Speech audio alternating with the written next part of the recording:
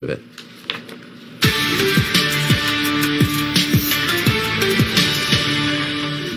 You know, they say the Federal Reserve is nothing federal and has no reserves, right? So, they do print more money and they rob you from your wealth and from your savings, and that's immoral.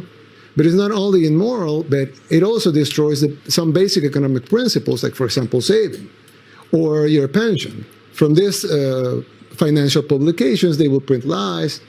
But you know, there's something special about lies, is that they don't last for long. They don't last long. So when people realize that these things don't make any sense, or they see from themselves the difference, like you, for example, you have gone 3 times to El Salvador in different in different times, and so they see things into a different light, and they see reality. So you know, reality always imposes itself over lies, just because it's real. So it's easier to uphold it, or it's easier to show it or to demonstrate it's true. So we're taking some heat, but if you look a little back, they didn't care about us before. So right now, yes, we do have bad publications in Forbes and Financial Times, but they weren't writing about El Salvador before. It's not like we lose anything. So, and there's other publications writing interesting stories about El Salvador. Some guy just, this is a joke, of course, it's not, but he just said El Salvador has the most documentaries per capita. Because there's a lot of people doing documentaries about Bitcoin adoption, about surf, because we have a lot of great surfing in El Salvador. So they have a lot of security measures we're implementing against MS-13.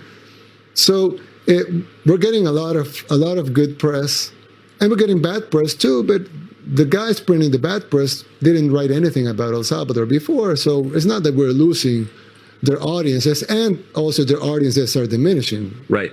Because they're not even. It's not even close. They're not as important as they used to be. They're actually almost irrelevant, but they have their legacy names. But who buys a Time magazine anymore? I don't know anybody. But you know, before it was a very important thing in a kiosk to buy, you know, a Newsweek or a Time magazine. But now who buys a magazine anymore? Who subscribes to a magazine online? Nobody. I mean, it's just really names. Legacy names in their Twitter accounts. So it's they are not treating us that well. I've learned not to care, and I think it's better because this. And if you look at the ratings, for example, the amount of subscribers they have, it's really ridiculous. I mean, nobody's watching them. Really, nobody watches CNN anymore. It's like we were talking yesterday about in El Salvador we have.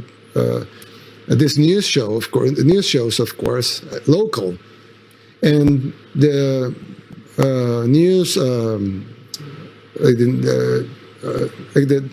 news show, and like nightly news. Yeah, the nightly news, the main nightly news, local nightly news. Channel 4. Yeah, Channel 4.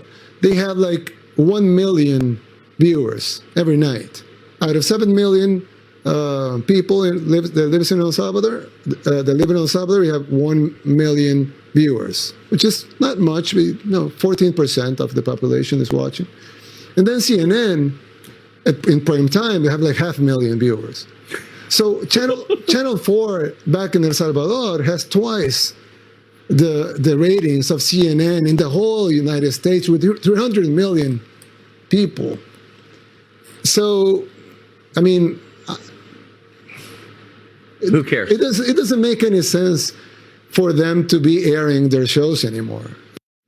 It doesn't make sense for CNN to be airing its shows anymore. And why would you care what they think? Boy, is that great advice. You can watch the whole conversation tomorrow on FoxNation.com from 7 a.m. on.